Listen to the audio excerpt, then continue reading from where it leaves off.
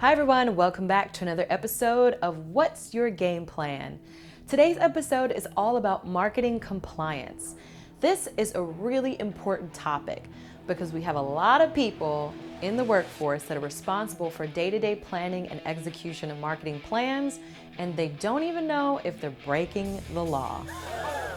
Marketing compliance standards are not only in place to protect the privacy of consumers, but also really to ensure that consumers don't feel tricked or misled by businesses.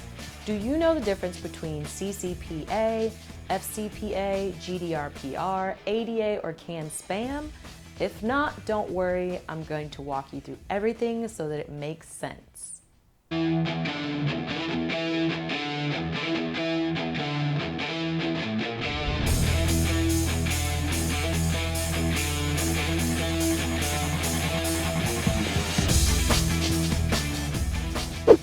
Here are the first 4 things you need to do to create a successful compliance program for your organization.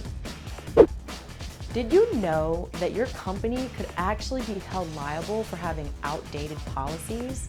Start by pulling all of your policies, cross-reference and review them against the current standards, and then go ahead and document which ones need to be updated and then which ones need to be removed.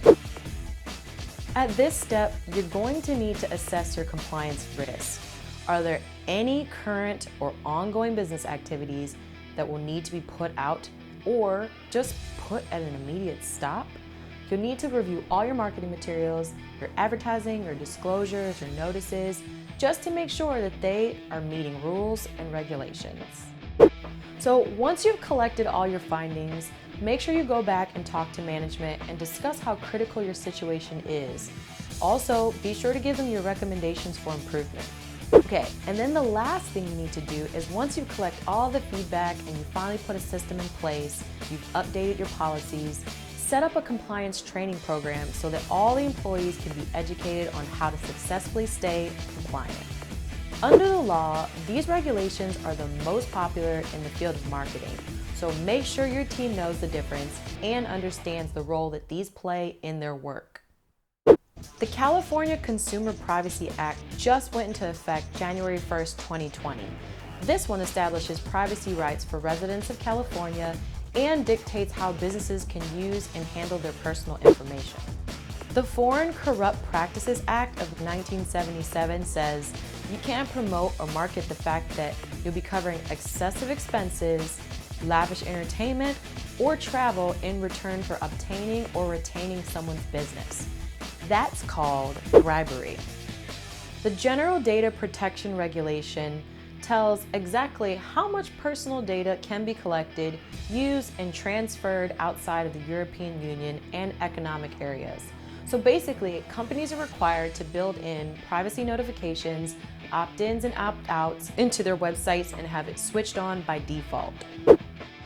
The Americans with Disabilities Act of 1990 states that all electronic information technology, like websites, must be accessible with people that have disabilities. Websites should be accessible to the deaf, the blind, and anybody who needs to navigate your site by voice, screen reader, or any other assistive technology. The Canned Spam Act outlines the requirements for email marketing and gives recipients the right to unsubscribe from your list and never be bothered again. Every single email that you send without this option will result in a $16,000 fine from the FTC. So now that you know all the differences between the laws, here are my quick tips for organizations who want to remain compliant in the future. This will help make sure that all your content meets brand standards, compliance, and gets approved by the right stakeholders. So not everyone in the organization has access to your marketing files.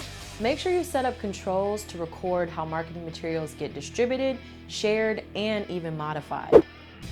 If you're collecting personal data from campaigns, make sure it's stored in a safe place, not just in your email bin or on your desktop. So now is the time to have a sit down with your boss and your team to discuss your brand messaging.